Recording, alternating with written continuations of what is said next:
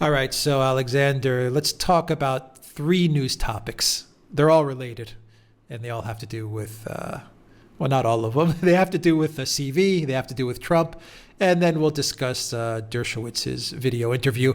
But let's take the first one, which is Trump was doing a presser, and he revealed that he's been taking the prophylaxis hydroxychloroquine with azithromycin.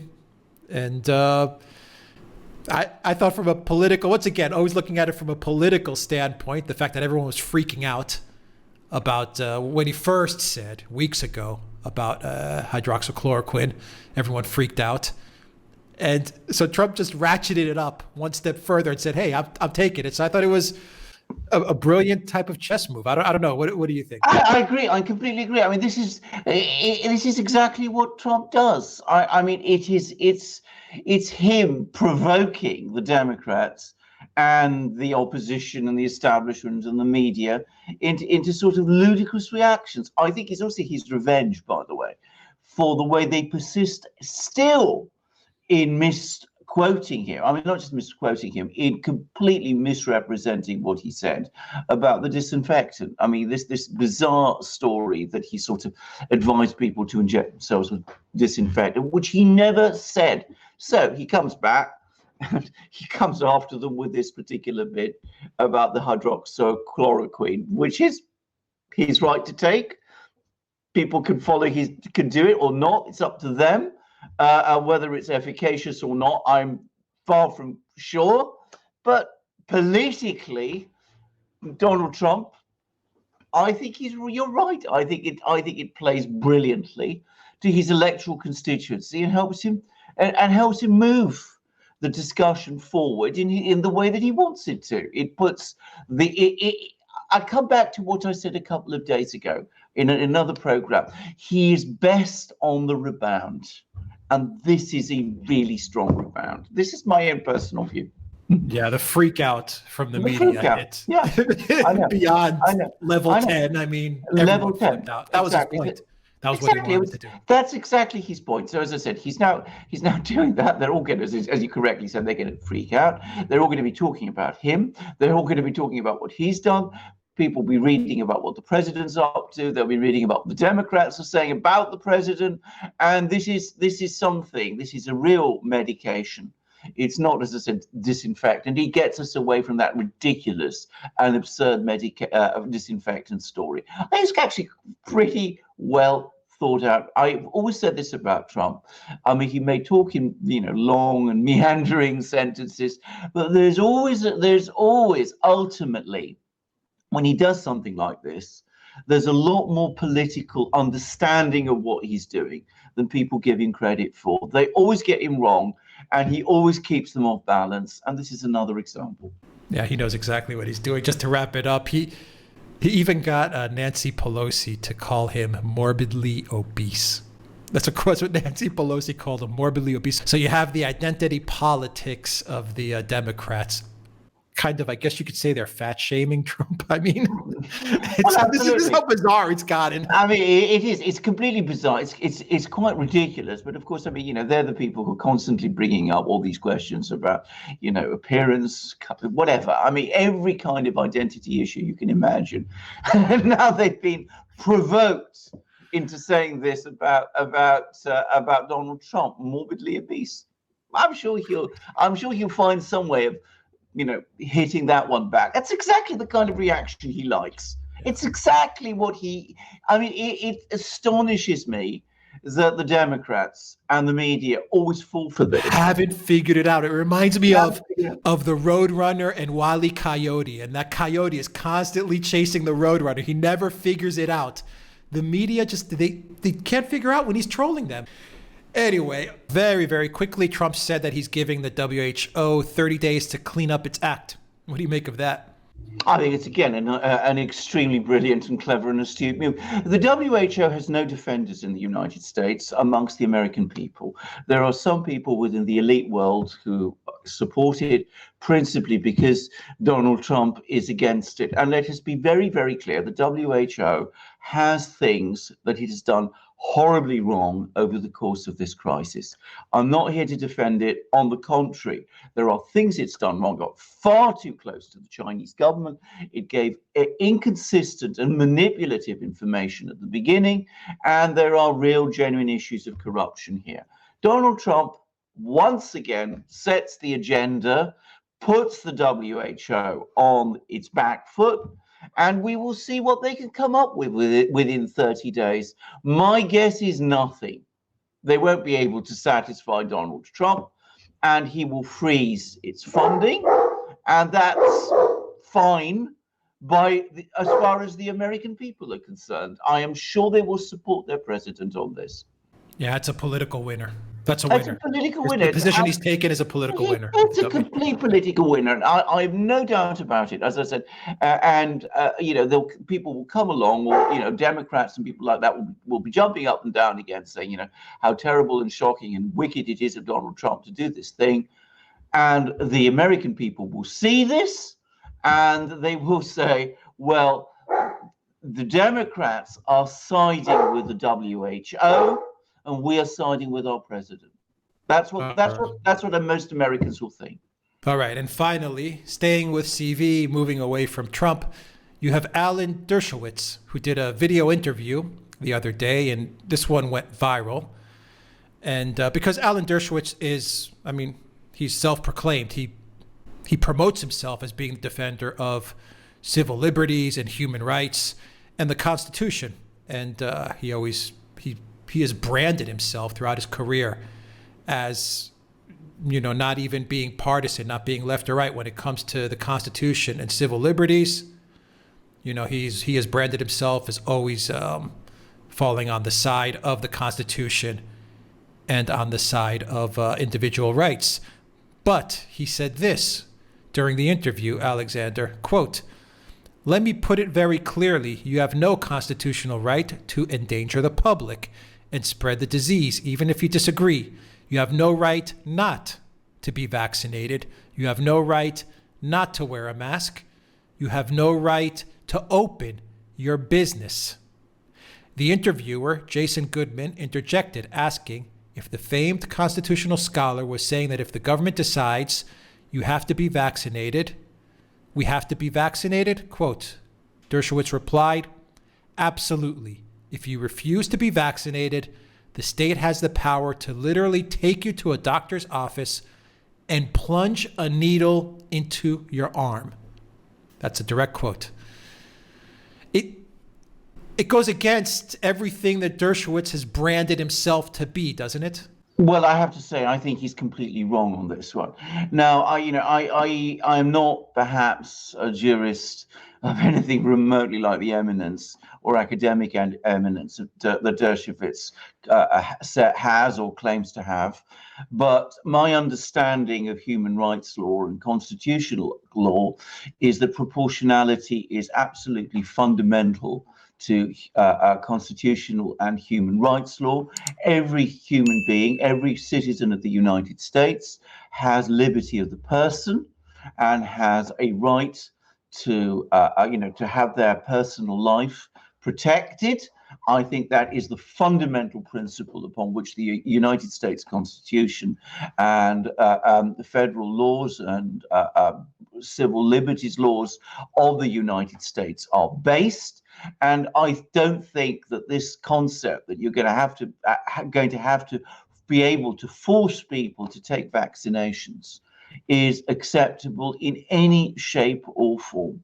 I know what he's talking about when he says, that there's a right to life and that governments have a right to protect the right to life, but there is always proportionality.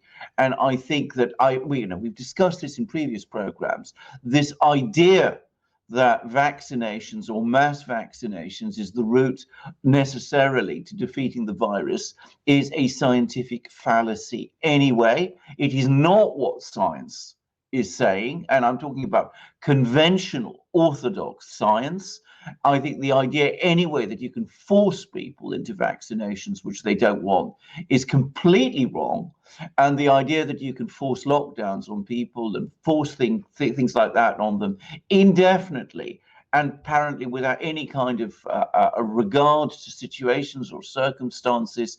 It's a complete misunderstanding of the law. I think that is disproportionate. I think that is arbitrary. I think that is wrong. And I just don't, I think Mr. Dershowitz needs to go back to his law books and needs to study them again. And I think if he studies them properly, he will understand, or he should try to understand, that he is misunderstanding the law profoundly here. I speak as somebody who is not opposed to vaccinations. I speak as somebody who is not, opposed in proper situations to lockdowns, but to express it in the way that Dershowitz has done, I think is completely wrong. And I just wonder, frankly, as I said, what he thinks he's saying. That's the point that I agree with you 100%, Alexander. Obviously, I'm not qualified in a legal position, but from a PR perspective, just to close it out, my final thoughts from a PR perspective, Dershowitz did himself a tremendous amount of harm here, because the images that he's describing there and the words that he uses, that the government can forcibly take you and plunge a needle into your arm. I mean, he's describing some very violent and terrifying scenarios. Why do that? Why say that? Well, why say that? Indeed, as I said, I come back to the point I made. It violates the principle of security of the person. We all have it. That is fundamental to a democratic society. Now, there are circumstances where that can be restricted, that only on a very temporary basis if we've committed no crime, and it must be both necessary and proportionate. Now let's take vaccinations. Let's just take vaccinations. There are people who have strong religious feelings about vaccinations. We may agree with them, we may not agree with them. Does the Constitution give the federal government the power to override those religious feelings? I think not. I certainly don't think so in this case, in this situation where we are at the moment, where, as I said, I don't think conventional science says that. I am absolutely sure it doesn't. So I think he has just got this law wrong completely here. I think he's obviously done a massive own goal in terms of his own reputation, because he comes across as unbelievably authoritarian and arbitrary in this matter. But I just wonder where he's coming from, because, as I said, I find from a legal perspective his argument not just wrong, I find it frankly bizarre. Actually, there was a decision by the Supreme Court of Wisconsin a short while ago, which I wonder whether this is what's provoked it, because I haven't analysed that judgment closely, but basically, as I understand it, it basically said that the lockdown, which is being implemented in Wisconsin, is against the constitutional laws of Wisconsin. Wisconsin has very few cases. We are once again looking at the proportionality principle. This is something, unless you discuss that, which perhaps it must be said on a TV program, it's difficult to do. At least the kind of program that maybe Dershowitz was on. It's difficult to do. But if you discuss legal principles, without your human rights principles, without mentioning it, then you have completely lost it. Because frankly, the only situation where you can deprive people of any part of their rights, and some rights, by the way, you're not allowed to take away from people under any circumstance. These are absolute rights. I mean, you can't take away from them. For example, you can't abolish elections. I mean, that's too fundamental. But certain things, to some extent, you can restrict in the interests of preserving life, but you have to do it proportionately. You have to do it for a limited amount of time. You have to do it in a way that is consistent with the law. You have to allow for due process. You have to allow for a proper system of appeals, and last but not least, it has to be necessary. Vaccination doesn't come into this. So what is he talking about? I think the good professor as I said, needs to get and stick in with his law books and think carefully what he is saying before he comes on television and makes utterly wrong and provocative and over-the-top statements like that, which are going to upset and frighten a lot of people without any good cause, and which will only do his own reputation harm. I've said good things about Dershowitz. I think he was a brilliant advocate for, in the impeachment proceedings. I think he did a wonderful legal analysis there. He did exhaustive research in that case. I can't imagine he's done any research here at all. And I think he needs, as I said, to take a step back, think carefully about what he said, check the law in his law books, and start providing both proper explanations and apologies and retractions of these very extreme positions that he's taking, which no jurist, I think, would support. Yeah, he should choose his words a little more carefully, because he literally is just scaring the crap out of people. Well, absolutely. Well, unnecessarily so. I mean, they're scared enough already without being terrorized by statements like this.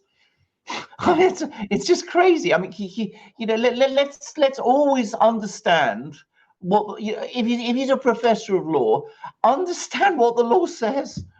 Yeah, and he's not helping the situation. When you make comments like that, you're not helping the situation. You're provoked on every level. At every level, you're going to provoke people, you're going to scare people, you're going to frighten people, you can make people angry. They're going to be angry with you. They're going to be more angry with the federal government. They're going to be more resistant to any step that's taken, which might actually be necessary to protect them. And I'm talking about, necessary things that might need to be done. But, talking about forcing vaccinations on people and telling them that they can't protest or argue against it, no lawyer should ever say that. There should always, for one thing, in any situation where there's a deprivation of rights, be a recourse to law, a right of appeal to a court. If that doesn't exist, then we really are we're in a very bad shape. And that is what the Constitution says. The Constitution of the United States makes that absolutely clear. And human rights law around the world says the same thing. So, as I said, I don't know what Dershowitz is talking about. Well, I do know what Dershowitz is talking about, but he is completely wrong. I just want to make that very clear. And I think, as I said, the good professor needs to go back, think it through, read his law books, publish the retraction, give the apology, and calm people down who are probably very scared and very frightened after what he's just said. Yeah, I agree. I'm not going to have the government pull me out of my house and stick a needle in Well, my absolutely. that ain't going to happen. Absolutely not. As I said, we're not. This is not the situation, as I said, that we are looking at now. It's not the situation we should ever be looking at. I mean, this is a crazy idea. All right, let's end it there, Alexander. Interesting news topics today. Certainly.